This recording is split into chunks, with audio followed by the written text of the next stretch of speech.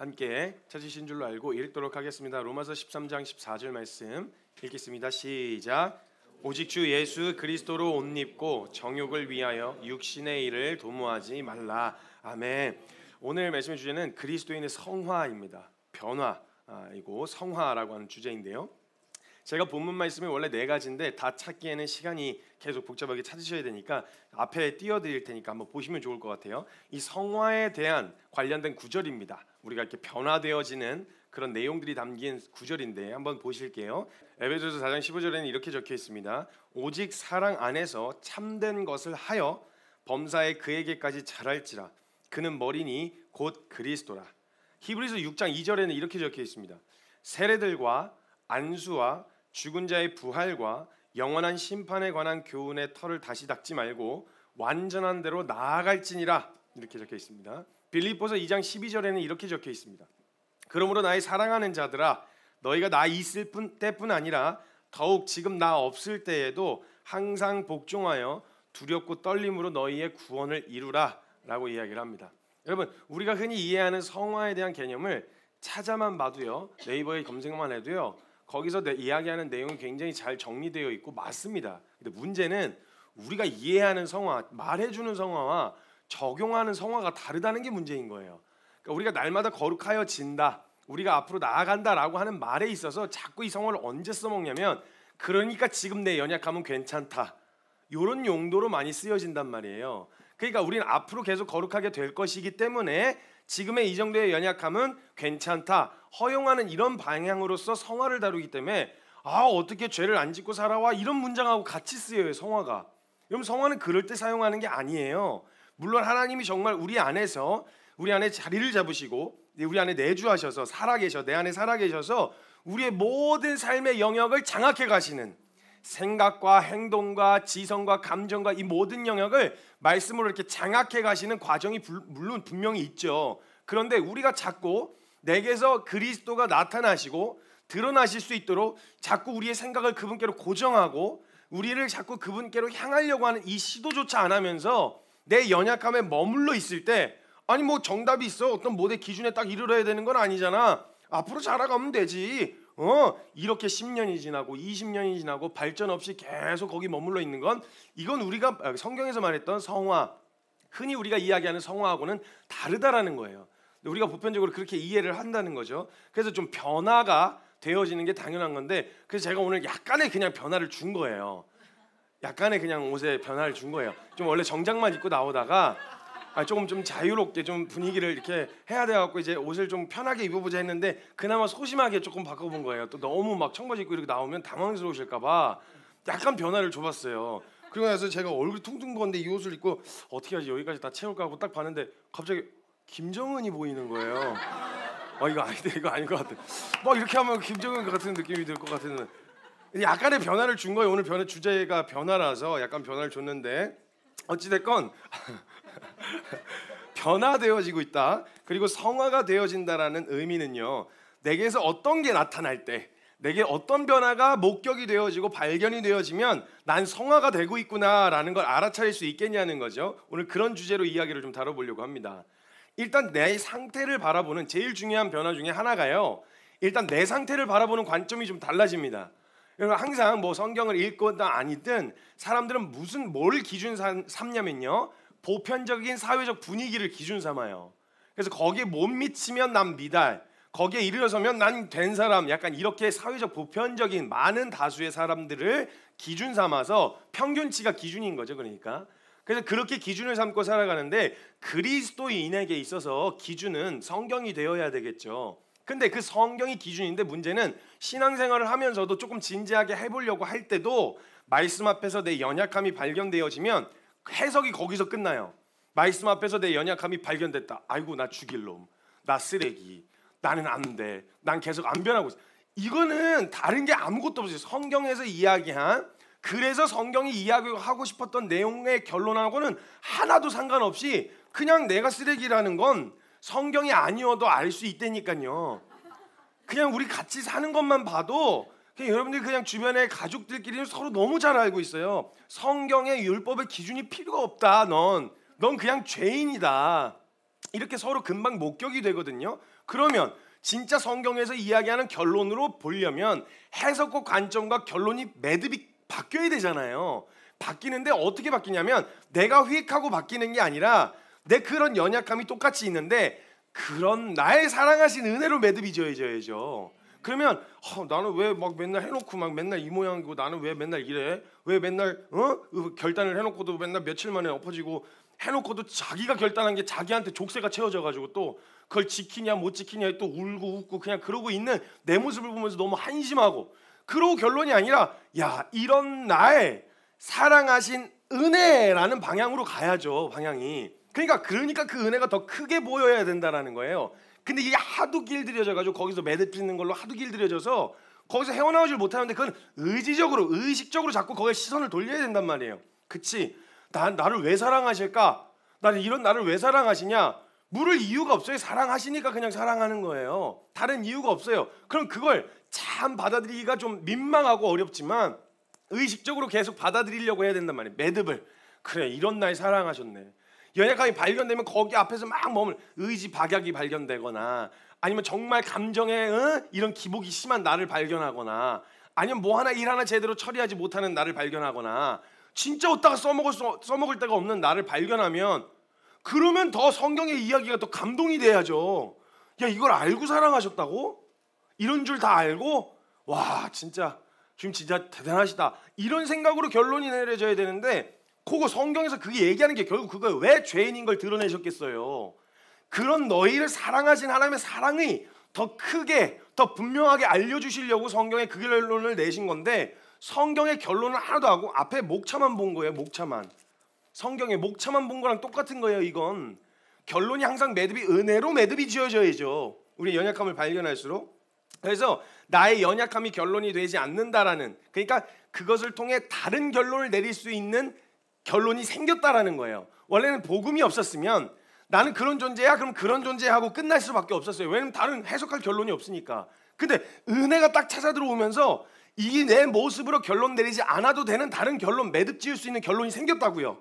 그런 널 사랑하셨대. 그런 은혜가 너를 붙잡고 계신데 걱정하지 마. 너의 결론은 그게 아니야. 너의 연약함이 다가 아니야. 이렇게 그 영역으로 주님 결론 지을 수 있는 또 다른 결론이 생기게 되어졌다라는 거예요. 이건 그걸 계속 붙들려고 해야 되는데 계속 거기에 머물러 있는 태도 역시 잘못된 태도라는 거예요. 그래서 우리 신앙생활을 하면서요. 성화에 대한 개념을 잘못 오해하고 있는 경우가 너무너무 많은데 일단요. 사람들은 예수님을 만나면 내 삶의 변화가 찾아올 수밖에 없습니다. 찾아올 수밖에 없어요. 내 삶의 어떤 모습이 나타나야 제대로 된 변화다 이렇게 딱 잘라 말하기는 어려워요. 왜냐하면 내게 실제 예수님은요 상황도 바꾸실 수 있는 분이고요 환경도 바꾸실 수 있고 내 육신의 문제를 해결해 주실 수도 있는 분이세요. 그렇기 때문에 이런 변화만 예수님이 주신 변화다라고 보기에는 어려워요. 근데 어떤 변화는 예수님도 하실 수 있는데 사단 그놈도 하는 변화가 있어요. 그러니까 예수님이 아니어도 생길 수 있는 변화도 있기 때문에 이 변화가 예수님 때문에 얻게 되어진 변화다 딱 잘라서 말하기가 어려운 변화들이 있다라는 거예요. 그래서 내게 일어난 상황과 환경, 물리적 변화도 예수님으로부터 온 변화일 수 있고요. 성격이나 성품의 변화도 물론 예수님으로 인한 변화일 수도 있기 때문에 그렇게 딱 잘라 말하기는 어렵지만 문제는 이런 변화는 예수님이 아닌 다른 동기에 의해서도 얼마든지 비춰질 수 있는 문제거든요. 왜냐하면 돈을 버는 영역에서 돈을 더 많이 벌 수 있다고 하면 성실함은 예수님 때문이 아니라 돈 때문에도 보일 수 있는 거거든요. 그러니까 그런 태도나 행동의 변화 자체만 가지고서는 예수님이 주신 변화라고 보기에 단정짓기는 어렵죠. 그래서 이런 물리적이고 가시적인 변화를 얘기하는 건 위험한 요소가 좀 있어요. 왜냐면 헷갈리거든요. 어렵거든요. 그걸 간신히 막 분별하려고 해야 간신히 분별이 되어지는 영역인데 이걸 성도님들이 일상을 살아가면서 그런 변화가 예수님이 주신 변화입니다. 예수 믿으면 무조건 축복받아서 상황 바뀌고 환경 바뀌고 돈 많이 벌고 병고치 받고 이렇게 되는 겁니다 라고만 이야기를 해버리면 혼란스럽게 될 수밖에 없다는 거죠. 예수님과 복음에 의하여 나타나는 가장 핵심적인 변화는요 생명의 변화입니다. 이건 예수님으로부터밖에 올 수가 없어요. 그 생명의 변화예요. 근데 이것도 추상적이잖아요. 추상적인데 이 생명의 변화가 일어나게 되면요 이전의 생명은 선을 알고도 행할 수가 없는 행할 이유가 없어요. 왜 손해를 보면서 내가 그런 일을 해야 돼? 왜 내가 보편적 다수의 사람들이 살아가는 방식이 있는데 왜 내가 그걸 선택하지 않고 내가 손해를 보면서까지 그 일을 선택해야 돼? 이렇게 선을 선택할 이유가 없었단 말이에요. 그 이전 생명에서는. 그런데 예수님을 만나고 나서 새 생명을 얻게 되어진 우리는 곧바로 무슨 변화, 생명의 변화와 함께 동시다발적으로 무슨 변화가 일어나느냐? 신분의 변화가 일어납니다. 생명이 바뀌었으니 우리의 신분이 다 바뀌게 되어지는데 신분의 종으로서 하나님을 두려워하던 신분이 아니라 자녀의 신분으로 두려움 없이 성결과 의로 하나님 앞에 나아갈 수 있는 신분이 되었고요. 우리가 그런 어떤 죄인으로서 심판받아야 되는 입장이 아니라 의인으로서 건져내는 신분으로 바뀌게 되어진다는 거예요. 이렇게 신분이 바뀌게 되어지면요, 선과 옳음 그리고 의를 쫓고 선택할 수 있는 이유가 생긴 생명이 되었다라는 거예요. 즉 신분에 맞는 행동과 삶의 변화를 추구하게 되어지는 거죠. 그러니까 생명이 바뀌었어. 그럼 나는 종이었을 땐 피해 다니는 게 신분의 자연스러운 반응이었잖아요. 그런데 아들이 됐으면 아들의 신분에 맞게 행동하는 거예요. 아빠가 계신 곳에 그냥 드나들 수 있는.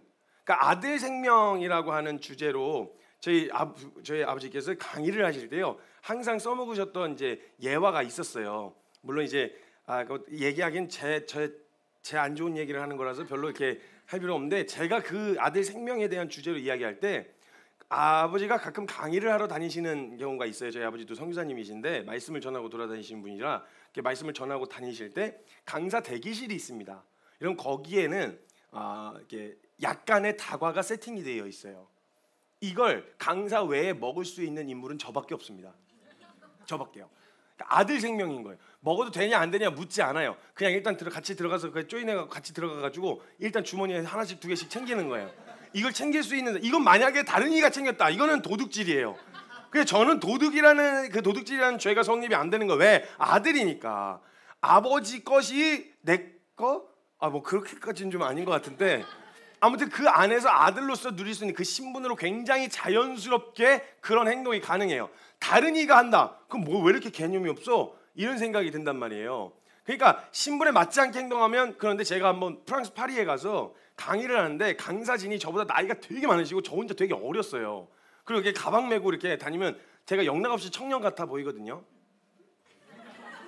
영락없이 대학생 같아요. 죄송합니다. 근데 이렇게 하고 있었는데 목사님 사모님이 간식들 드시라고, 이렇게 강사님들 간식들 드시라고 세팅해서 이렇게 갖고 오셨어요. 그래서 제가 이렇게 가서 먹으려고 하는데 사모님이 자꾸 저한테 등을 지시는 거예요. 이렇게. 그래서 난 너무 먹고 싶은데, 그래서 가가지고 손을 뻗어갖고 그렇게 먹었는데 사모님 확 째려보시는 거예요, 저를. 그래갖고 왜 그러시냐고. 근데 그냥 먹었어요. 저는 일단 먹고 싶으니까. 근데 먹었는데 갑자기 나중에 사모님이 막 뛰어서 어떡해! 이러면서 막 뛰어오시더니, 강사님인지 모르고 청년인데 강사님들 위해서 준비한 간식 빼먹으려고 온 이상한 정신 나간 애가 있나, 이게 뭔가 해야 돼. 그러니까 신분에 맞지 않게 행동하면 이상해지는 거예요. 근데 그 신분에 맞게 행동하면 전혀 문제가 되지 않는다라는 거죠. 그러니까 아들인데 종처럼 행동하는 건 신분에 맞지 않겠죠. 두려워하고 피하고 막 벌벌 떠는 거는 그건 아들의 신분하고는 맞지 않는 거예요. 제가 아버지를 만나는데 막 무서워하면서 면접 보러 들어가는 것처럼 아버지 계신 방에 안방에 들어가는데 똑똑똑 막내 아들입니다 이렇게 해서 들어가진 않는단 말이에요. 나올 때도 이렇게 뒷걸음쳐서 나오지 않고요. 이건 아들이 아니라 신하나 부하, 종이 그러는 거잖아요. 그러니까 그렇게 하면 아빠는 어떤 마음이 되겠어요? 뭐 하는 거야? 뭐 하니? 그러니까 생명의 변화는 곧바로 뭘 가져온다? 신분의 변화를 가져오는데, 우리가 생각할 때 어떻게 생각하면 되냐? 신분에 맞게 행동하려고 하면 된다는 거예요. 그 신분에 맞게 아들답게, 그 다음에 신부답게, 그 다음에 의인답게 바뀌어진 신분에 적응하면서 가야 되는데, 문제는 내 바뀐 신분이 너무 극과 극으로 바뀌어가지고 이전에 하던 그런 행동들은 내 신분에 어울리는 행동을 가져올 수가 없어요. 종과 아들은 완전히 반대라서 종의 태도로는 아들의 신분을 누릴 수가 없다고요. 그러니까 주님이 이거 바꿔라 저거 바꿔라 이거 수정해라 라고 말씀하시는 건 마음에 안 드셔서가 아니라 신분에 맞게 행동해. 막 밖에서 막 뭐 음식 주워 먹던 사람처럼 그렇게 먹지 말고, 괜찮아 많으니까 천천히 하나씩 맛을 막 음미하면서 먹어도 돼. 근데 그냥 막 이렇게 먹고 막 눈치 보면서 이러고 먹고 있으면 왜 그래? 그러지 않아도 돼. 이렇게 이야기하시겠죠. 그러니까 우리 안에 신분에 어울리지 않는 태도들에 대해서 알면 너가 가지고 있는 권한, 너는 나랑 같이 이렇게 함께 운영할 나의 상속자란 말이야. 그 신분에 어울리지 않는 행동에 대해서 이야기하시고 그 신분에 맞는 행동으로 교정할 것에 대해서 말씀하신다라는 거죠. 그래서 우리 삶에는 반드시 변화라는 건 찾아올 수밖에 없다라는 거예요. 그래서 우리는 그 신분에 맞는 생활로서 살아가고자 이전 신분의 삶의 형태를 버리고 새로운 신분으로 살아가는 삶의 형태를 취하는 것을 말하는 것이 바로 성화입니다. 그런데 우리 중 누구라도 예수님을 만나긴 만났다고 생각을 하고 있는데 내 삶에 두드러지는 그런 변화가 찾아오질 않고 뭔가 지금 정체되어 있는 것 같다, 뭔가 계속 변화되어지고 있는 것이 아니라 정체되어지고 있는 것 같다라는 느낌을 아마 대다수의 많은 분들이 느끼실 수도 있어요. 정체가 찾아 들어왔다면 반드시 점검해 봐야 될 게 있습니다. 뒤에도 다룰 거지만 우리의 변화는요, 끝이 없어야 없는 변화입니다. 끝없는 변화예요. 자, 우리 안에 예수님의 생명과 그 아들로서 누릴 수 있는 이 스펙트럼, 누릴 수 있는 범위는요 무한대예요. 그러면 우리가 그 예수님의 예수님을 알아가고 그 생명으로 살아간다면 우리의 변화는 어느 정도의 기준에 멈추고 나면 성격 엄청 많이 바뀌었고 엄청 좋은 인격과 성품과 그 다음에 이런 것들이 바뀌었다라는 거 어느 정도에 머무를 수가 없어요. 계속 성장할 수밖에 없거든요. 계속 나아갈 수밖에 없는 거예요. 근데 뭔가 정체가 되어 있다면 문제가 있다라는 거예요. 우리의 변화는 끝없는 변화여야 됩니다. 우리가 받은 신분으로서 할 수 있는 것, 그리고 볼 수 있는 것, 권한 자체가 예수 그리스도의 권한이에요. 우리가 받은 권한이, 그러니까 그 권한, 권위, 신분, 자격, 이걸 얻은 거기 때문에 우리가 알아야 할 신분의 권한이 있잖아요. 이 신분으로는 이것까지도 할 수 있다, 이 자격으로는 이것까지도 할 수 있다라고 하는 그 권리가 방대합니다.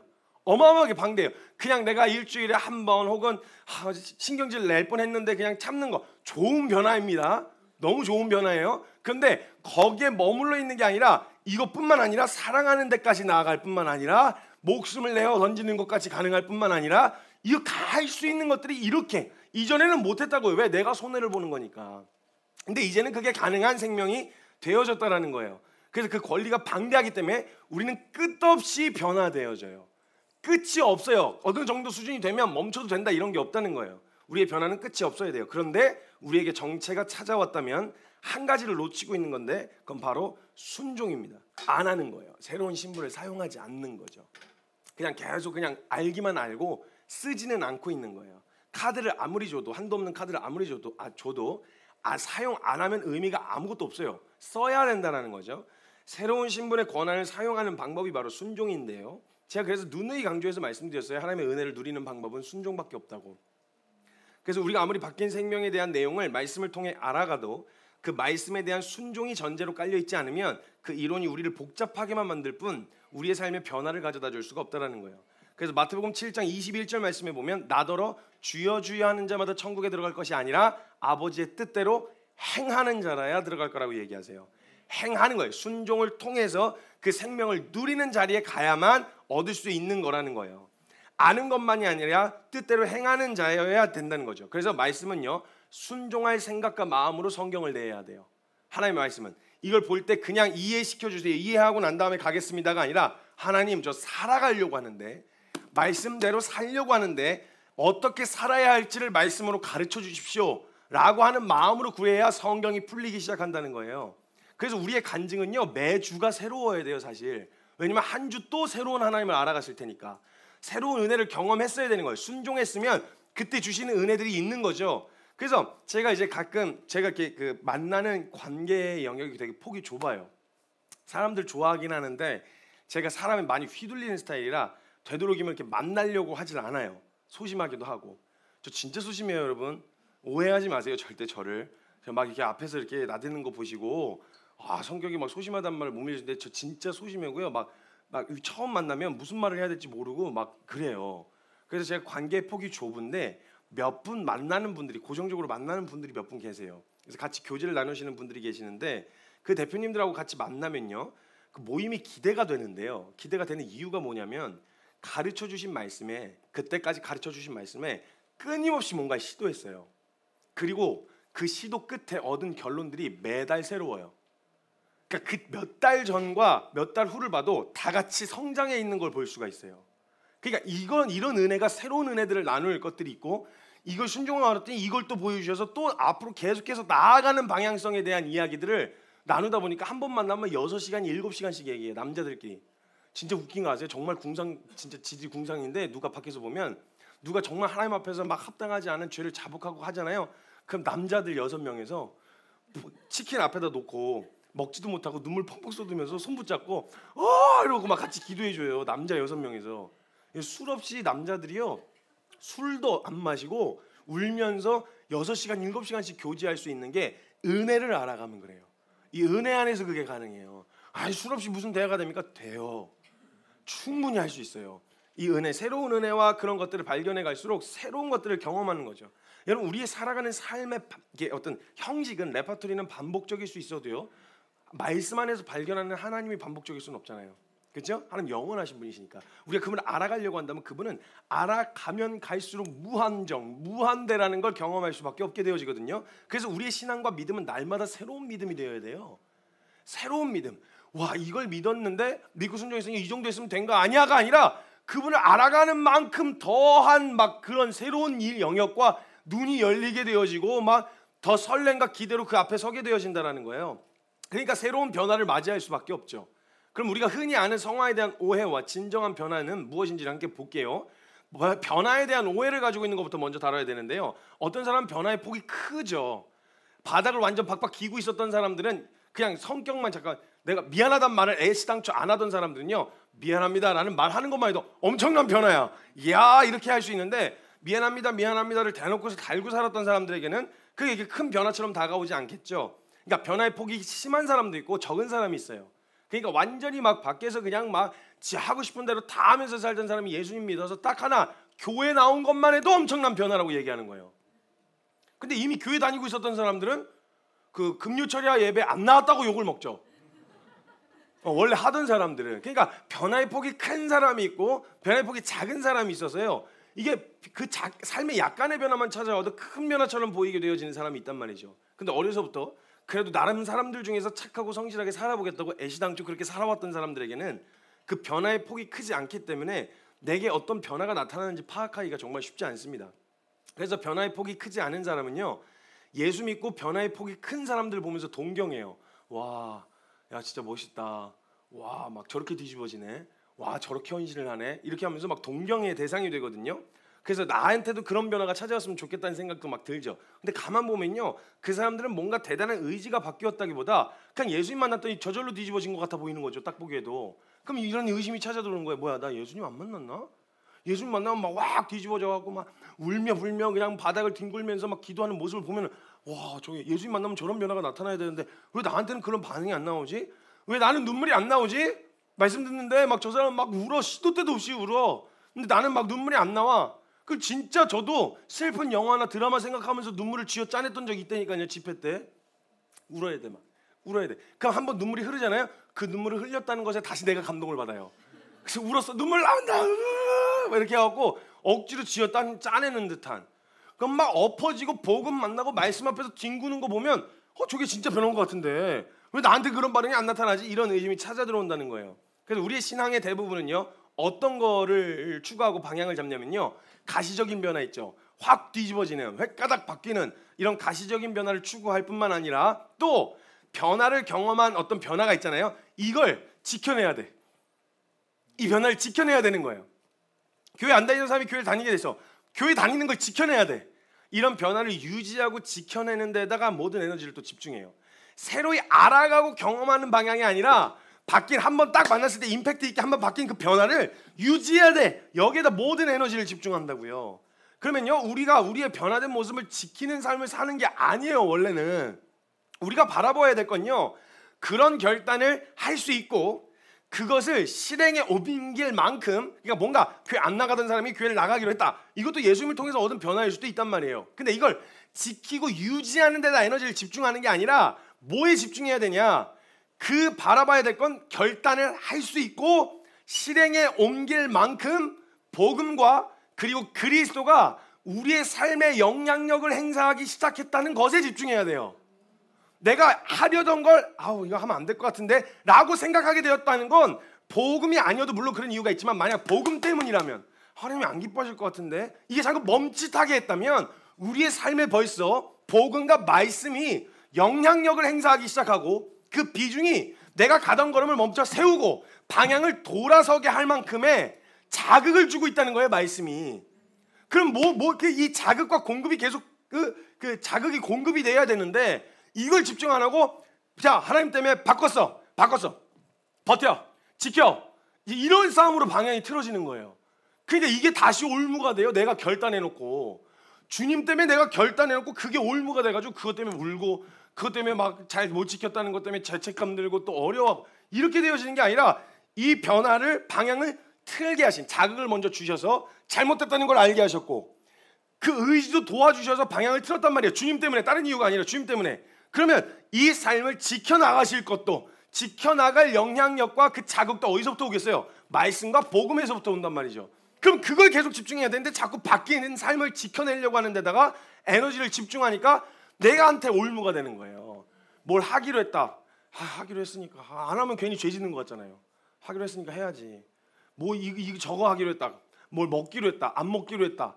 이런 것 자체가 내 발목을 잡는 올무가 되어가지고 그것 때문에 또 울고 그것 때문에 또 자책하고 그것 때문에 또 힘들어하고 이렇게 되어진다는 거예요.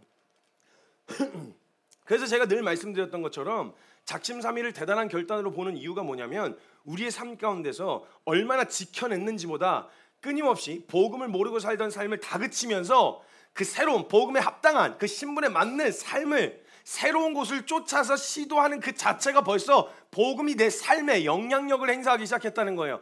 복음이 내 지성에 영향력을 행사하기 시작했고 불쾌감을 느꼈다면 내 정서에 영향력을 행사하기 시작했고 바꿔야지 하면 의지에 영향력을 행사하기 시작했다는 거예요. 이거 엄청난 변화예요. 그러면 그 변화와 자극이 거기서부터 왔으니 앞으로 또 뭘 주목해야 되겠어요? 그것을 그 변화를 유지하는 것을 넘어서서 더 새로운 것과 더 큰 깊은 은혜의 물결로 나를 인도할 그 복음을 또 주목해야죠.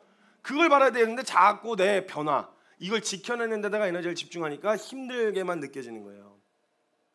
그래서 내 삶에 영향력을 행사하기 시작했다는 건 굉장히 중요한 변화예요. 새로운 신분에 맞는 삶의 모습, 그 신분에 어울리지 않는 모습을 다그치고 새 신분에 맞게 행동하려는 거 말이죠. 그래서 별 차이가 없는 것 같아 보여도 이 차이는 굉장히 큰 차이입니다. 얻은 걸 지켜내려고 하는 삶과 계속 얻을 것을 기대하면서 쫓아 사는 삶은 애시당초 동기가 달라요. 역동성이 다르다고요. 이거 가진 거 지켜야 돼. 이게 아니라 돈을요, 있는 돈을 지키려고 하는 사람, 이거 구두쇠라 그러죠. 구두쇠. 근데 벌려고 하는 사람은요, 씀씀이가 완전 방향이 달라요.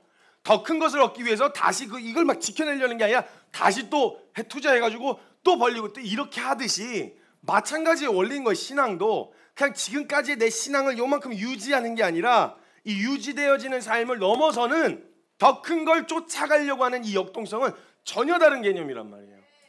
그래서 이 변화가 우리에게 굉장히 큰 변화라는 거죠. 그래서 얻은 걸 지켜내는 것과 얻을 것을 쫓아 사는 삶은 완전히 다르다는 거예요. 내 익숙했던 생활의 패턴이나 습관을 고쳐보고자 마음 먹는 것은 꽤나 큰 자극이 필요합니다. 그렇죠? 습관 고치는 거 여러분 큰 자극이 필요해요. 네.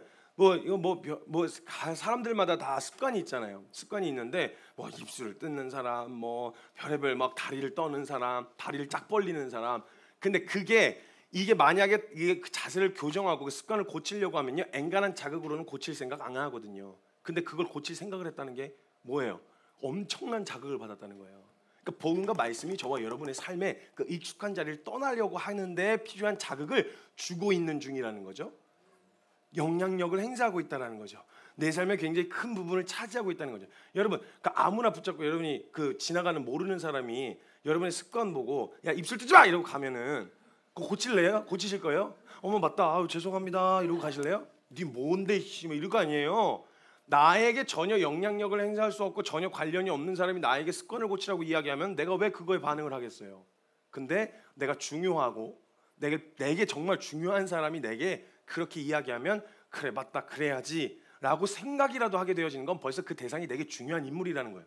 말씀과 그 말씀을 하시는 하나님이 벌써 우리의 삶에 중요한 인물이 되어가고 계시다라는 거예요. 영향력을 행사하고 계시는 거죠.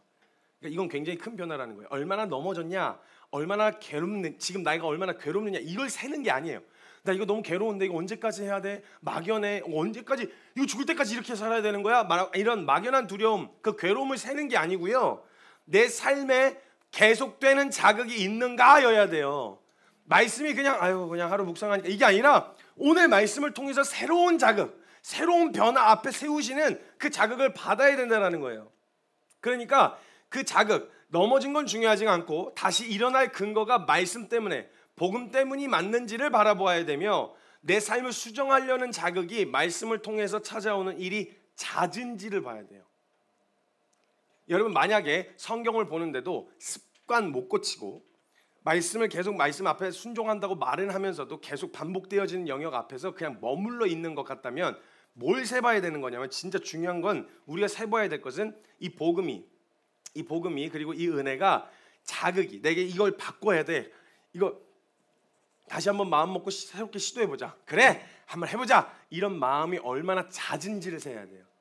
자극이 오면, 복음을 통해서, 말씀을 통해서 이 자극이 오면 그런 결단을 자꾸 하려는 마음이 생기거든요. 이 자극이 얼마나 잦은지를 살펴보아야 된다는 거예요. 그래서 우리가 그리스도를 통해 얻게 되어지는 변화를 오해하면요, 신앙의 방향이 아주 잘못된 곳으로 향하게 되어질 수도 있기 때문에 이건 잘 분별하셔야 돼요. 이거 되게 단순하게 다룰 문제가 아니라서 제가 좀 깊게 자꾸 여러분들 마음 안에 일어나는 일들에 대한 이야기들로 좀 더 깊게 들어가려고 하는 거예요. 사람들은 변화를 원하고 소망하죠. 제가 일전에도 나눴던 적이 있어요. 진정한 변화라고 하는 주제에서. 변화를 원하고 소망하는 마음이 다 있습니다. 왜냐하면 사람은요, 현재의 상황과 내 상태에 절대 만족할 수가 없는 존재거든요. 그래서 항상 새로운 것과 목표가 없으면 사람은 방황할 수밖에 없어요. 근데 변화를 소망하고 갈망하고 있습니다. 근데 변화를 기대하고 원하는 마음도 있는데, 실제로 변화 앞에 서려고 하면요, 익숙했던 자리를 벗어나는 것이 두렵고 생소함으로 다가와서 불안감이 찾아 들어와요. 익숙했던 것에서 떠나야 되니까. 그래서 막상 변화 앞까지 갔다가 포기하고 익숙한 자리로 돌아오는 경우가 허다해요. 어설픈 약간의 변화를 먼저 시도했다가 금세 원래 자리로 돌아오는 거 시겁하고 원래 자리로 다시 돌아가는 거죠. 그래서 변화를 원하는데도 그렇게 시도하지 못하는 이유는 익숙한 자리를 떠나는 것에 대한 두려움 때문이라는 거예요. 그래서요, 사람들은요, 어떤 변화를 시도하려고 하잖아요. 그러면 자기 자신에게 벌써 변화에 대한 확신이 있었으면 그냥 바로 질러버렸겠죠. 근데 이 사람들 변화에 대해 자신이 없으니까 이 사람들은 어떻게 하냐면 주변 사람들의 내내 묻고 다녀요. 나 이렇게 하려고 하는데 어때? 어울릴 것 같아? 괜찮아? 괜찮아? 그래서 사람들이 괜찮을 것 같은데? 야 다시 한번 봐봐. 진짜 제대로. 나 진짜 괜찮을 것 같아? 이런 머리 하면, 이런 옷 입으면 나 괜찮을 것 같아? 이렇게 계속 이야기를 하면서 물어요. 그러면 다수의 사람들이 괜찮다고 하면 되잖아요. 근데 10명이 다 괜찮다고 했는데 한 명이라도 이상할 것 같은데? 안 어울릴 것 같은데? 이렇게 얘기하잖아요.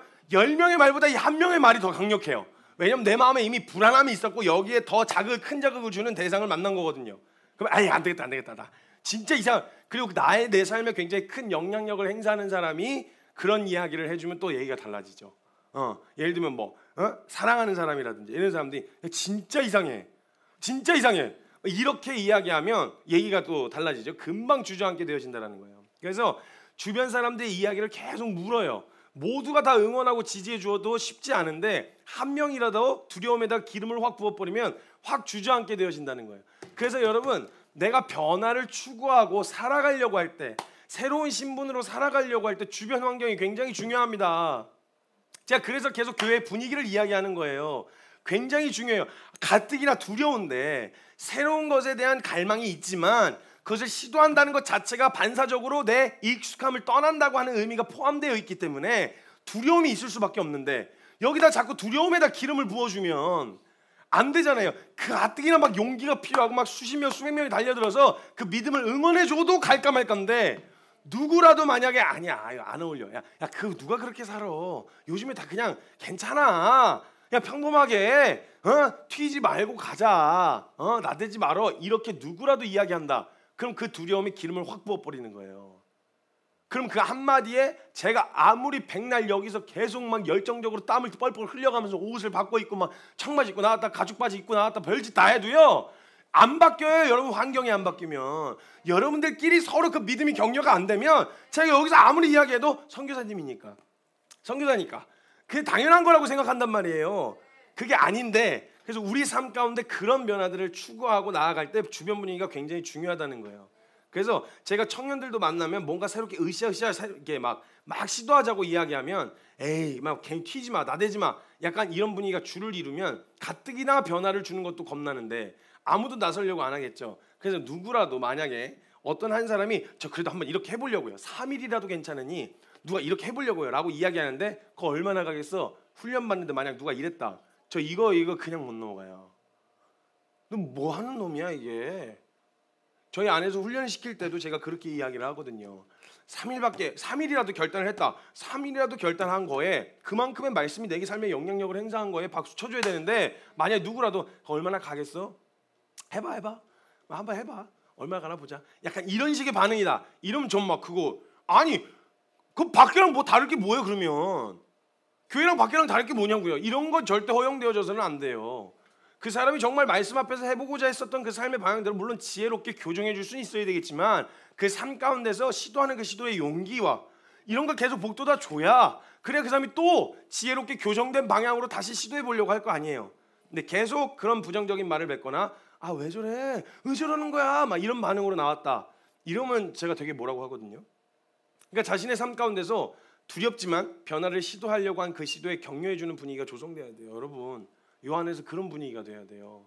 믿음으로 살아보겠다, 정말 한번 말씀대로 살아보겠다라고 하는 그 말씀들의 그 결단에 격려해주고 서로 위로해주고 복돋아주고 용기를 복돋아줘야 돼. 안 그러면 만류하는 분위기가 되면 그 분위기에 잠식당해버려요. 그래서 제가 그토록 기도할 때 소리 내어 기도합시다, 그냥 뭐 부르짖고 의지적으로 끄집어내겠다는 결정이에요. 물론 개인적으로 기도할 때 조용히 기도하기 원하시는 분들은 기도하시면 돼요. 근데 예배할 때나 이러면요, 일단 중간에 있는 사람들은요, 맨 앞에 있는 사람은 일단 뒤에 안 보이지만 신경이 쓰이긴 해요. 신경이 쓰이긴 하는데 중간에 있는 사람은 앞뒤 전후의 사람들의 분위기가 보인단 말이에요. 그래서 거기서 혼자 튀기가 되게 어려워요. 근데 그 목욕탕 같은 경우는 다 벗고 들어가니까 벗는 게 부끄럽지가 않잖아요. 거기 우리 양복 입고 있으면 부끄럽죠. 거기 탕에 양복 입고 나비넥 타이 메고 거기서 그러고 있으면 이상한 거예요 원래. 그러니까 여기 왔을 때 정말 기도와 말씀과 예배에 반응하는 모습이 사람들이 그냥 자유롭게 다 같이 하는구나 라고 하는 분위기 안에서 자유로워야 되는데 이 형식 신경 쓰느라고 내가 혹시 이렇게 하면 막 누가 볼까 봐, 누가 이렇게 느껴질까 봐, 이런 영역에 있어서는 되게 저는 그래서 처음에 분위기 잡을 때 너희들이 기도하는 분위기 안 만들어 놓으면 반드시 이거 정착된다.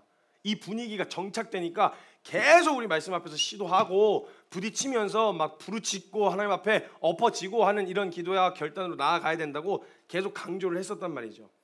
그래서 그런 소리내어 기도하고 예배와 기도에 적극적이어야 한다고 제가 말씀을 계속 드렸던 거예요. 분명 변화를 원할 때에는 현재에 만족하지 못하는 어떤 마음 때문에 변화를 추구했던 것임에도 불구하고 막상 실제 익숙했던 자리를 뜨려고 하면 엄습하는 불안감이 때문에 쉽사리 그 자리를 떠날 수 없다는 거죠. 그래서 새로운 것에 대한 로망과 설렘이 있으면서도 새로운 것에 대한 두려움, 이렇게 공존하고 있는 거죠 우리 안에. 그래서 어색하고 불안하고 두렵지만 새롭게 시작할 삶을 완전히 받아들이는 결정을 확정짓지 않으면 여러분 매 순간마다 계속 똑같은 이런 두려움 앞에 서야 돼요. 그러니까 무슨 말이냐, 우리가 한번 새로운 삶을 살기로 결정했으면요 어떻게 생각해야 되냐, 다 바꾸겠다는 생각을 해야 돼요. 다 바꾸겠다는 생각으로 마음을 활짝 열어야 돼요. 이 변화를 머리 찔끔 바꾸고 옷 찔끔 바꾸고 이거 하나 바꾸고 신발 바꾸고 이렇게 해서 바꿔서는 매 순간마다 머리 물어보러 다니고 그 다음에 옷 물어보러 다니고 그 다음에 신발 물어보러 다니고 안경 물어보러 다니고 매번 똑같이 이렇게 해야 돼요. 그러면 한 번 바꾸고 결정했다, 그래 한번 해, 그냥 막 해봐 이래갖고 그냥 막 빡빡 밀어버린다든가, 옷이고 뭐고 스타일을 완전히 다 바꿔보겠다는 마음을 완전한 수용, 즉 그리스도 안에서 새로운 신분으로 사는 삶에 대한 완전한 수용이 있어야만, 그게 결정돼야만 그 이후에 부딪히는 변화에 또다시 이런 과정을 거치지 않을 수가 있다는 거예요. 저도 이제 변화를 막 줄 때가 있는데 특히 머리 같은 걸 이렇게 깎으러 가면요 고민을 되게 많이 해야 돼요. 일단 앞에 서니까 신중해야 돼요. 만약에 이게 만약에 변화를 주려고 하는데 실패했다 이러면 이제 제가 한동안은 앞에 서는 걸 굉장히 수치스러워하고 부끄러워하게 될 수도 있는 거예요. 한 번은 제가 머리 좀 짧게 한번 가볼까 했는데 짧게 깎았는데 파인애플이 된 거예요. 그래 머리는 긴다. 다시는 그거 시도 안 하면 이렇게 확 질려버리는 거 있죠. 변화를 추구했다가 실패한 경험 때문에 확 질려버리게 되어진 이런 경험들. 그러니까 작정하고 달려들려면요 그러면 새로운 것에 다른 영역에서도 시도하는데 두려움이 생겨요. 괜히 시도하지 말자, 그냥 안정감 있게 가자 이렇게 생각하는데 변화를 주려면 확실하게 다 받아들이셔야 돼요. 완전한 수용, 성격, 환경, 삶의 방식, 태도, 방향 다 이 새로운 삶에 만약 어울리지 않는다면 그 모든 걸 다 뜯어 고칠 생각으로 마음을 확 먹어야, 그래야 그 다음의 과정에서 수월하게 받아들이실 수 있다는 거예요. 머리 하나만 한번 이제 빡빡 밀었던 적이 있었거든요. 제가 머리 갖고 뭐라고 하면 제가 머리에다 신경을 많이 쓴다는 얘기를 예전에 어떤 공동체에서 들었어가지고 외모에 대해서 덜 죽은 것 같아 뭐 이런 얘기를 자꾸 들어갖고 신경질 나고 그냥 머리 빡빡 밀어버렸어요. 그냥 보는 앞에서 그냥 바리깡 갖고 와갖고 머리 괜찮다니까, 아무렇지도 않다니까. 근데 저희 어머니는 일단 제가 하는 모든 것에 굉장히 이렇게 호의적이셨어요. 우리 아들 멋있어, 우리 아들 막 참 막 저 그래서 그게 진짜인 줄 알았어요. 객관적으로도 그런 줄 알았다고요. 우리 아들은 뭘 입어도 멋있고 우리 아들은 뭐 어떤 머리를 해도 멋있다고 하는 말이 전 진짜인 줄 알았는데 그게 다는 아니었다는 걸, 진심이 아니었다는 걸 제가 알게 됐죠. 머리를 빡빡 깎고 나타났는데 저희 아버지는 호재를 부르셨어요. 이야 하야 막 제가 맨날 머리 이러고 다니니까 막 주님이 하셨다 이러면서 막 이야 시원하다 막 와 막 그래가지고 막 그랬는데 저희 어머니가 그 장면을 딱 보시고 나서부터 너 다시는 너 다시는 머리 밀기만 해. 이래갖고 그게 어머니는 마음에 안 드신 거예요. 그렇게 막 이렇게 하는 게. 그것도 제가 밀었으니 여기 듬성듬성 삐쭉삐쭉 나와 있는데 저희 아버지는 그냥 마냥 좋으신 거예요. 좋다. 막. 근데 그거 하고 나니까 일단 여기서부터 딱 놓이고 나니까 다른 스타일이 다 자유로워져요. 뭐 이게 밀렸는데 뭐 신경 쓰고 할 자식할 거 없어요. 새로운 것도 한번 다시도 입어보고 단체티도. 근데 저 그 전까지 단체티 안 입었거든요. 근데 머리 한번 밀고 나니까 어차피 됐어, 뭐 꾸밀 것도 없는데 그냥 단체티 입어 막 이래갖고 모가지 다 늘어난 거 막 입고 다니고 이랬거든요. 그게 가능해진다라는 거예요. 확실하게 바꿀기로 결정을 했다면요, 다 바꿀 생각해야 돼요. 머리부터 발끝까지 다 바꿀 생각을 해야지. 찔끔찔끔 바꾸려고 하면 새로운 결단 매 순간마다 다시 해야 돼요. 매 순간마다 머리 좀 바꾸고 새로운 옷, 이건 좀 아니다. 그리고 다 결단해서 또 다시 입고, 신발, 안경 이러면서 새로운 걸 계속 바꾸게 되어진다는 거예요. 자, 고린도후서 5장 17절에 이렇게 적혀 있습니다. 그런즉 누구든지 그리스도 안에 있으면 새로운 피조물이라. 이전 것은 지나갔으니 보라 새 것이 되었도다. 자, 성화에서 중요한 포인트는 뭐냐? 새로운 삶에 대한 완전한 수용이요. 내가 지금 다 알지 못하지만 난 영원하신 하나님과 그 그리스도가 내 안에서 살아가시는 것이기 때문에 그분은 무한대이시잖아요. 알아야 할 범위가 무한대란 말이에요. 그럼 그분을 쫓아 사는 삶과 그분을 알아가는 만큼 믿는 우리의 믿음은 영원 가운데 무한대로 성장하고 변화가 계속해서 일어날 것이다라고 하는, 알지는 못하지만 지금 완전한 수용이 있어야 그 다음을 걷다가 나 이런 것까지 생각 안 했는데요, 당황하지 않고 그 다음 변화도 수용할 수 있게 되어진다는 거예요. 완전한 변화에 대한 수용, 이게 있어야, 결정되어야 성화에서 굉장히 중요한 포인트예요. 이게 결정돼야 그 걸음에 들어설 수 있게 되어진다는 거죠. 여기서 위험한 건요, 그 생명에 대한 삶의 모델이 있어가지고, 예를 들면 누구 목사님, 어떤 되게 유명하신 이제 믿음으로 산다고 생각하는 사람들의 어떤 삶이 모델이 있어서 그 모델과 현재 나를 비교하면 확 질려버릴 수도 있어요. 저렇게까지 해야 된다는 거야? 이러면 질려버릴 수도 있는데, 질려버리는 이유가 내가 그 삶을 살아내야 한다는 부담 때문에 그런 거거든요.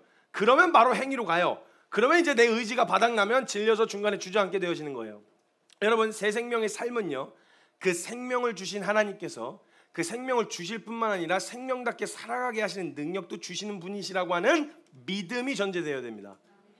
믿음, 이건 사실입니다. 여러분, 그래서 성경에 보면요, 피와 기름은 먹지 말라고 이야기하거든요. 그 제사할 때 피와 기름은 절대 먹지 말라고 하는데, 피는 성경에서 생명을 의미하고 있고요, 기름에서 성경은 그 생명을 생명답게 살아가게 하는 원동력을 이야기하고 있어요. 그러니까 피와 기름을 먹지 말라, 이것은 누구 거냐? 주님의 것이기 때문에 손대지 말아라 그러시는데, 그럼 무슨 말이냐? 믿음으로 얻게 되어지는 그 새 생명도 주님으로부터 온 것이며, 그것을 살아가게, 그 생명답게 살아가게 하는 원동력 역시 누구에게서 나온다? 하나님에게서 나온다. 오케이, 그러면 이 새로운 삶에 대한 변화를 내가 살아야 돼 하면 질려버리겠지만, 그 새 생명을 주신 하나님이 이르르게도 하신다, 온전하게 하신다, 가게 하신다 라고 하는 믿음이 전제되어야만 이 새로운 삶을 완전하게 수용하는 일이 가능해진다는 거예요.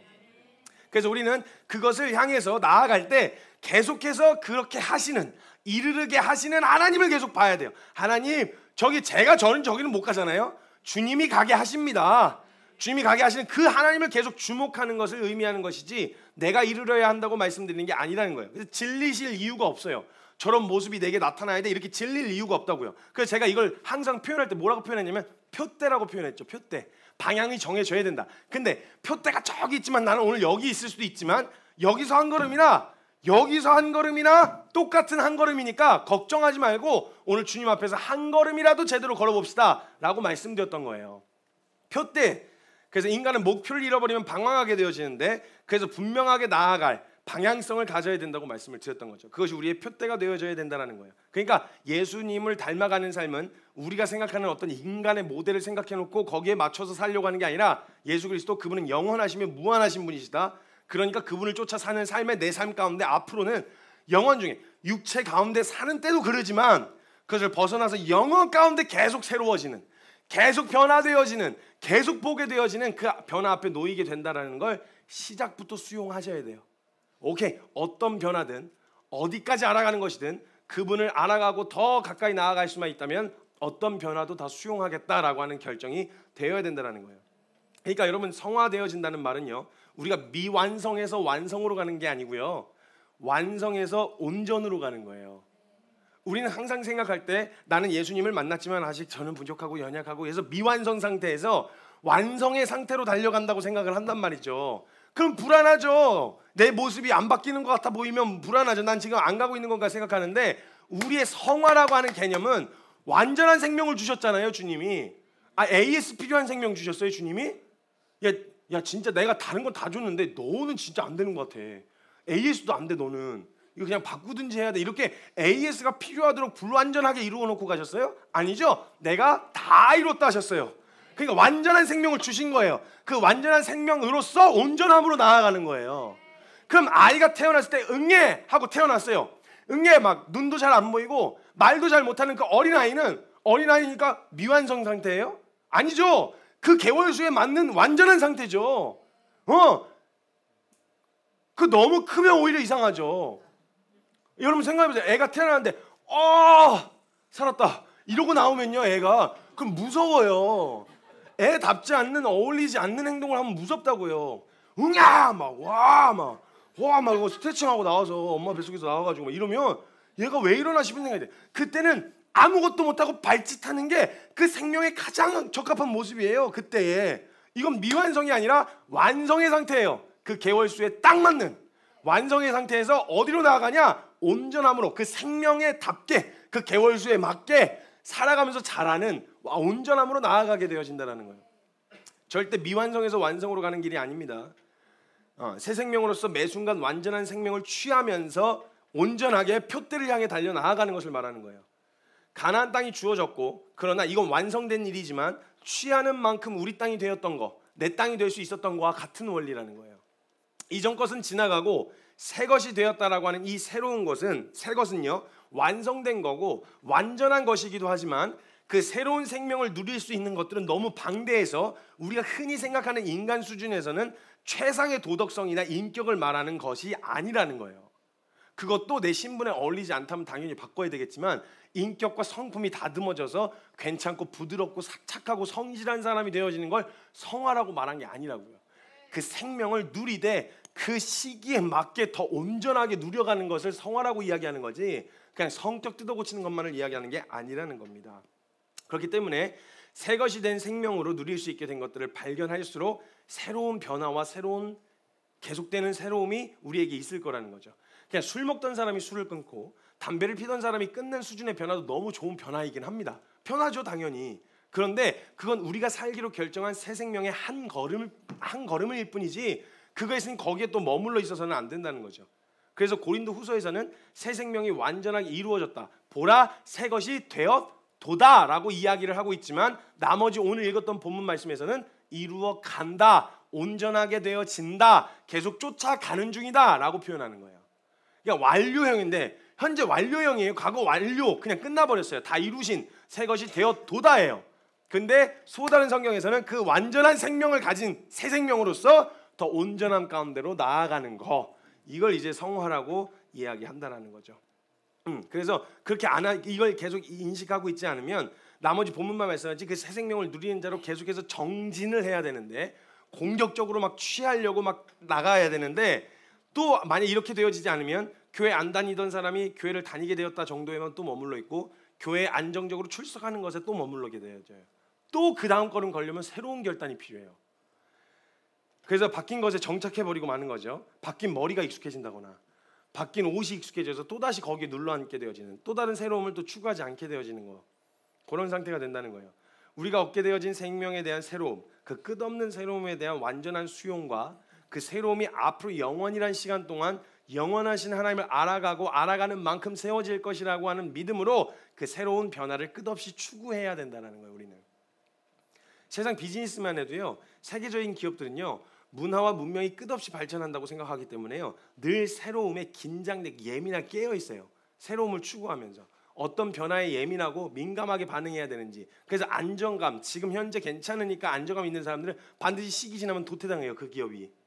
그래가지고 어떤 진짜 세계적인 기업들은 계속 그런 이야기 되게 진취적으로 정진을 하고 있습니다. 계속 새로운 변화에 추구하고, 에이 무슨 뜬구름 잡는 이야기야, 막 이런 생각을 한다고요. 하늘 나는 비행기? 그게 뭐야? 근데 이미 회사들은 이미 그걸 하고 있어요. 그 끝없이 시도하고 추구하고 정진하여 가고 있는 거예요.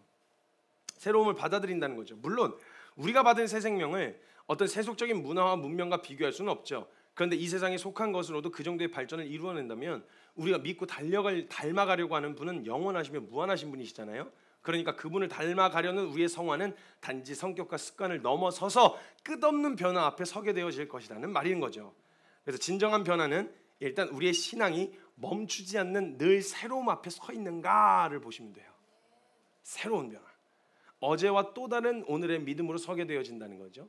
그러니까 우리는 이 복음을 알고 믿음으로 살아간다는 것을 어떻게 알 수 있느냐? 계속해서 나누었듯 생명의 특성은 자라남에 있습니다. 끊임없이 자라나는 것을 의미하고 있는 거예요. 우리의 변화의 기준은 예수 믿기 전과 오늘을 비교하면 거기에 딱 눌러앉기 좋습니다. 그래도 예수님 믿기 전에는 교회도 안 나가고 그랬었는데, 야 그래도 내가 왕년에 교회 안 다닐 때는 막 승질 부리고 그랬었는데, 야 옛날 같으면 아우 옛자 나올 뻔했네 막 이러면서, 사람들이 예수 믿기 전과 예수 믿은 후를 비교하면 안 되고요. 우리의 믿음은 계속 정진하기 때문에, 전진뿐만 아니라 정진하기 때문에 어제하고 오늘을 비교하셔야 돼요. 어제와 오늘의 우리의 믿음을 비교하셔야 된다고요. 안 그러면 눌러 앉아요. 분명히 예수 믿기 전과 오늘을 비교하실 건데, 그렇게 되면 눌러 앉을 수밖에 없어요. 그때보단 나으니까. 진취적일 수가 없는 거예요. 우리의 신앙을, 왜냐면 예수 그리스도는 영원하신 분이시니까 그분을 알아가는 만큼 믿음은 계속 자랄 거 아니에요. 그럼 언제랑 비교해야 되냐? 어제랑 비교해야죠. 어제랑. 조금 더 나누면 몇 시간 전과 비교해야죠. 계속 변화 앞에 서게 되어진다는 거예요. 그래서 우리의 성화는 어제와 비교하셔야 됩니다. 어제보다 하나님을 더 알아갔는가? 더 알게 되어진 하나님을 믿는 믿음은 과연 어제와 다른가? 어제보다 주님을 더 사랑하는가?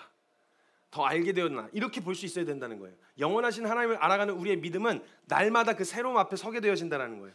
그러니까 우리 마음 가운데 이 새로움을 받아들이겠다는 결정이 없으면 우리의 믿음은 머물러 있을 수밖에 없다는 거예요. 그래서 단지 딱 구원을 얻었다는 확신이 생길 만큼까지만 변화를 기대하고 원하게 되어지는 거죠. 그리고 그 정도다, 그럼 딱 거기 머물러요. 멈춰요. 왜냐면 잘못하다가 삐끗해서 나가 떨어지면 또 안 될 것 같으니까 무서워서 그 안정감 있게 그 자리를 지키려고 한다는 거예요. 그러니까 거기에 머물러 있을 수밖에 없죠. 딱 천국 들어갈 수 있는 수준의 상태를 유지하려고 한다는 거예요. 분명 성경적으로 보아도 지금의 나의 상태가 하나님을 온전히 믿고 있는가에 대해서 확실하게 대답할 수 없는데도 새로운 변화에 대한 두려움 때문에 새로운 변화를 주기를 망설이고 있는 것은 굉장히 위험한 일이라는 거예요. 그렇다고 여러분 무조건 변화를 준다는 것 자체가, 새로운 변화 앞에 서야 된다고 하니까 변화만 있으면 돼? 그래서 변화 자체가 또 목적이 되는 건 진짜 위험합니다. 이것도 변화, 어제하고 일단 다르기만 하면 돼? 이런 생각으로 복음이 아닌 전혀 다른 동기로도 나타날 수 있는 변화이기 때문에, 그런 무엇보다 집중해야 될 것은 변화의 필요성이 찾아오게 되어진 근거와 내 삶의 변화를 주려고 하는 동기가 복음 때문인지, 그 복음 때문에 오늘 끊임없이 계속해서 시도하고 부딪히고 알아가려고 하는 것인지, 이것이 점검되어져야 된다는 거예요. 그러면 방향이, 만약에 이 과정 없이 단순히 변화만 추구하면요, 나아갈 길을 잃어버려서 어제하고 다르기만 하면 되는 그런 변화를 추구하게 돼요. 그런 방향이 없는 변화이기 때문에 앞서 이야기한 것처럼 변화 자체를 지키기 위해서 또 다른 올무에 걸리는 거예요. 그래서 그걸 결단했다가 이걸 괜히 결단했어. 막 이걸 물을 수도 없고 물으면 또 믿음 없는 것 같고 그럼 또 물으지도 못하고 거기 계속 올무가 걸려가지고 그냥 막 그것 때문에 울고 나 이건 내 입으로 얘기해놓고 지키지도 못하고 그러고 있습니다 이러면서 또 질질 짜고 그렇게 되어진다는 거예요. 우리가 새 생명으로 살아가는 삶, 즉 성화의 삶이라는 건요 끊임없는 새로움 앞에 서게 되어진다는 말이라서 반대로 우리의 변화는 무조건적으로 익숙함에서부터 벗어나려는 것을 의미한다고 생각해서는 안 됩니다. 제가 이제 이 결론 매듭을 어떻게 지을 건지 이제 이야기할 건데요.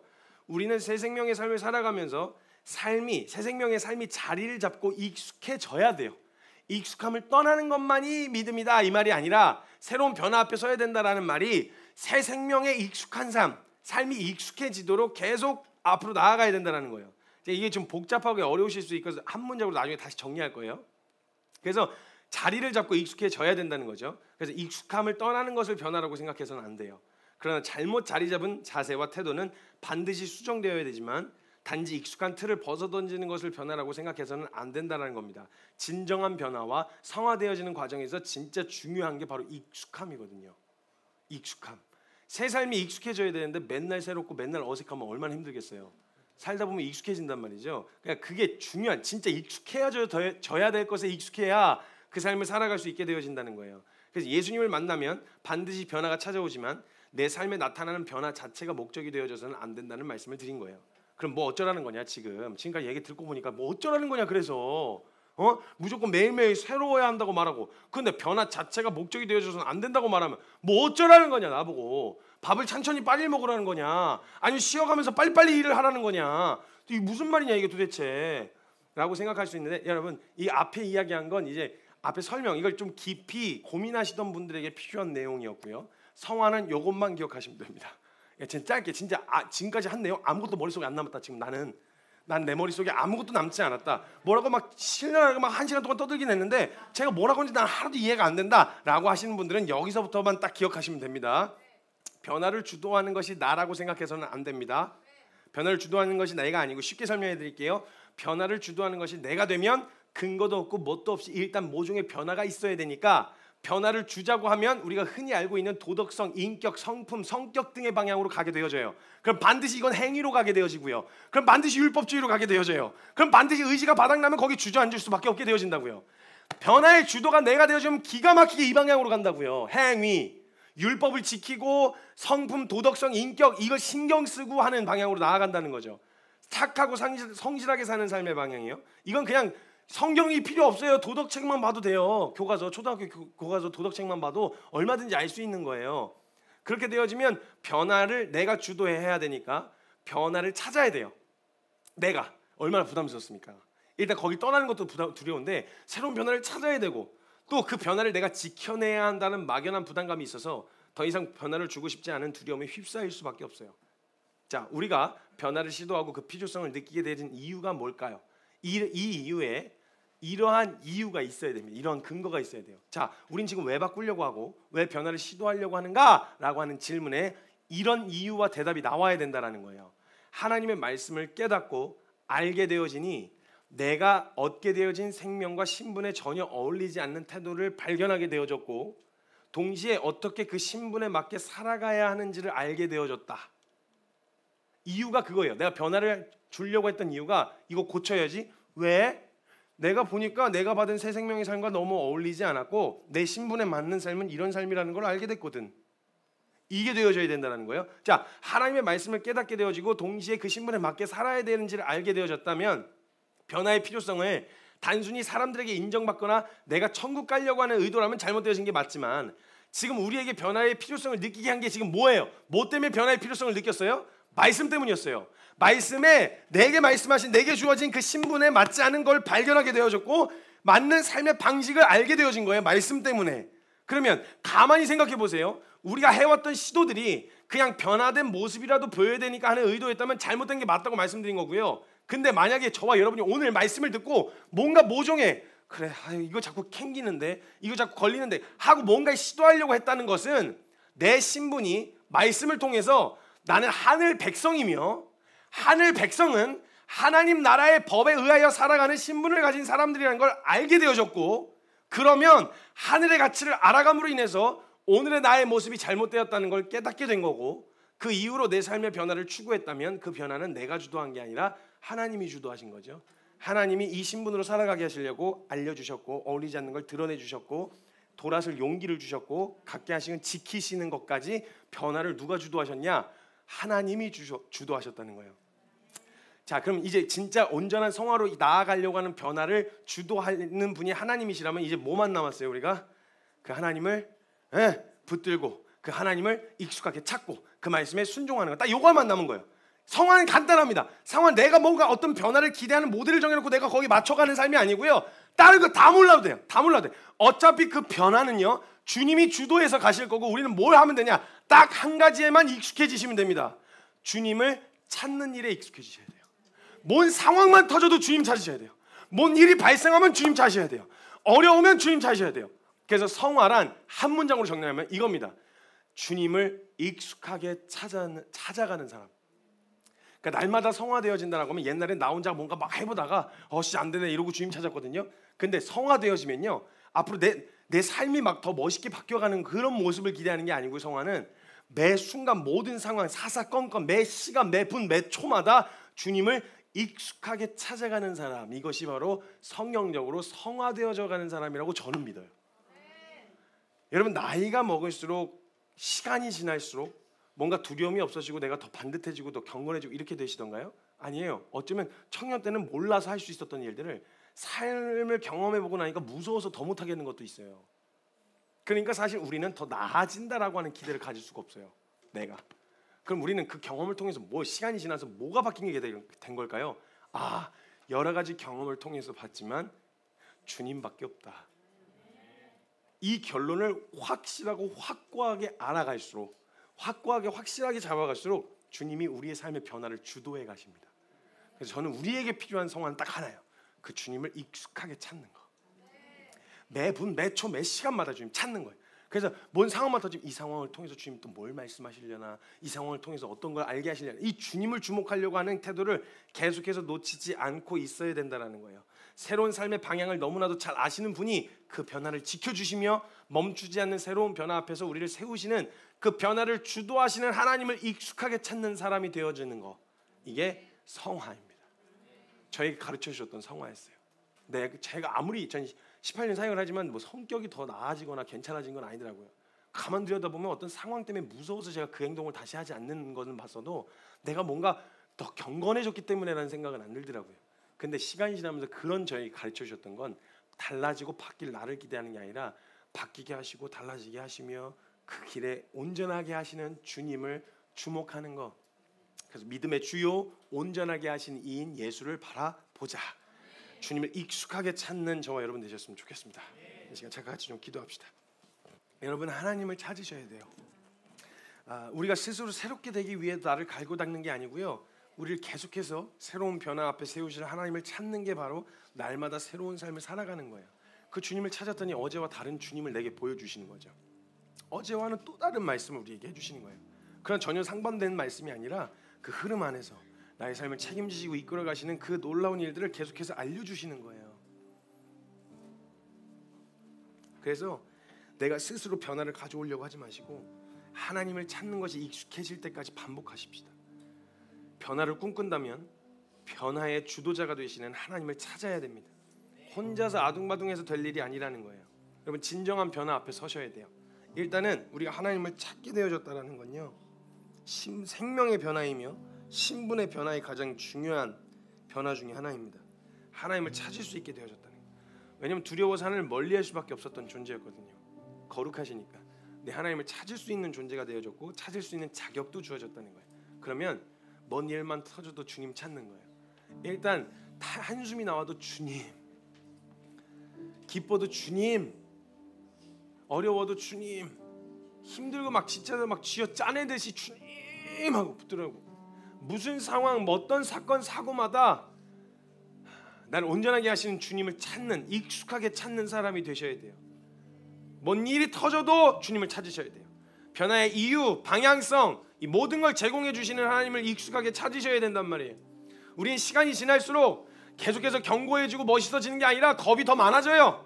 사소한 것에도 흔들리고 불안함 때문에 오히려 그 익숙한 자리를 더 떠나고 싶어 하지 않아요. 근데 우리는 다른 것보다 무엇에 익숙해져야 되냐? 주님을 찾는 것에 익숙해지면요, 그 주님이 우리의 삶의 변화를 주도해 가실 거예요. 나를 갈고 닦을 생각하지 말고, 변화 자체라는 올무에 걸려들지 말고, 우리를 변화시키시며 온전하게 하신 예수 그리스도를 바라봅시다.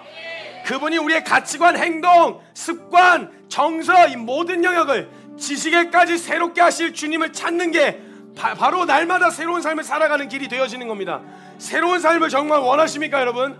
그 생명에 맞는 새로운 삶을 원하십니까?